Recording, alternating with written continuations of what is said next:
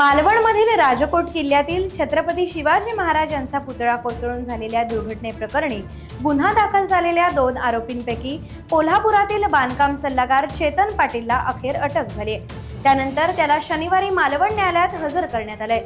न्यायालयाने चेतन पाटीलला दिनांक 5 सप्टेंबर पर्यंत पोलीस कोठडी सुनावली आहे। राजकोट किल्ल्यावरील शिवपुतळा कोसळल्यानंतर मालवण पोलीस स्थानकात या पुतळ्याचे शिल्पकार जयदीप आपटे व बांधकाम सल्लागार चेतन पाटील या दोघांवर गुन्हा दाखल करण्यात आलाय।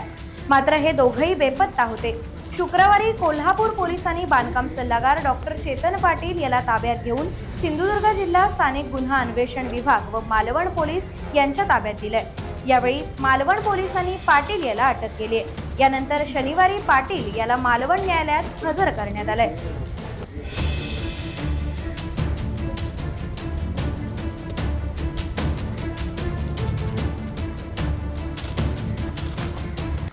टाइम्स डिजिटलला लाईक करा, शेअर करा, सबस्क्राइब करा आणि बेल आयकॉन दाबायला विसरू नका। Times digital.